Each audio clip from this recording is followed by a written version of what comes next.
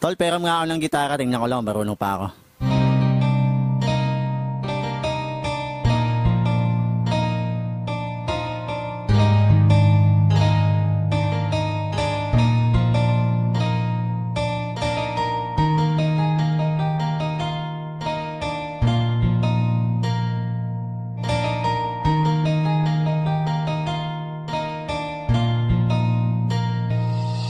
Hindi ba simula sa pagkabata tayo'y madalas na naghahabulan, walang pakialam kahit na madulas ka.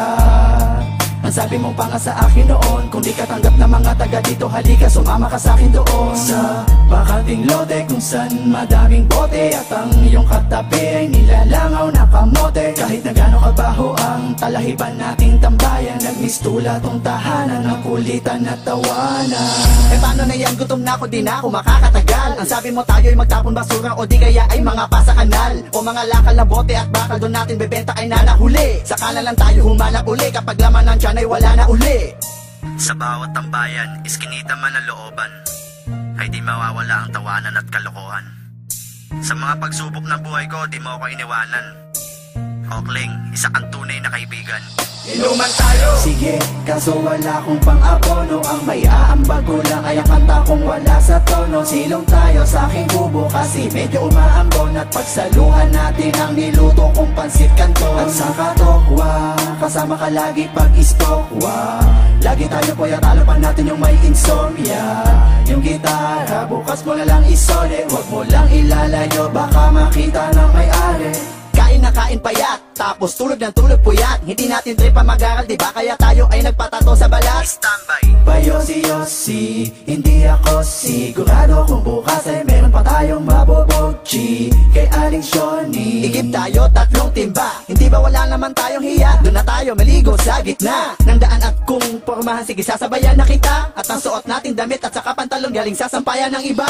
At nung tayo'y magbinata, tila lalong lumala ang kasalanan, di na natin namalayan. Nakasanayan sa ating buhay, laging merong kaguluhan. Ang kulungan, nagmistula nating bahay bakasyunan. At paglaya natin, nagtatawanan pa nga tayo kasi mga kalbo tayo, para tayong albularyo. At natalo ako sa sugal, pwede pa utang naman, di ka nagdalawang isip at ako'y pinagbigyan. Andito na ang kaibigan ko. Andito na ang kaibigan ko. Andito na ang kaibigan ko, na handang sumaklolo. Di ba magnenegosyo tayo, tapos magkasosyo tayo. Sa sarili nating kumpanya ay mga bosyo tayo. Dahil minsan nangarap tayong dalawa na makaahon sa hirap. Pero papaano? Lumipas ang ilang buwang, hindi na tayo nagkita. Wala na akong balita sa'yo. Kumusta na, anong lagay, meron bang bago? Nakakamiss din pala ang tarantadong talentado kong kaibigan. Teka, nag-text sa'yo, isang masamang balita na ikinasama ng aking loob. At hindi ko napigilan ang pagluha ng mata nang mabasa kong patay ka na pala. Mabilis ang mga kaganapan, di na namin naagapan. May mga usap-usapan na wala ka na. Tangina! Hindi magandang biro yan. Sinong nanakit sa'yo, turo mo sa'kin sino yan. Kung sino pa ang mabait na nilalang ay siya pa ang pinaslang. Dapat di na lang, ikaw iba na lang. Sa dami ng mga pinagsamahan natin ay paano ko tatanggapin? Matanda mo na iniwanan mo sa'kin ay mag-isa ko na lang lalanghapin. Iniwan ako ng kaibigan ko.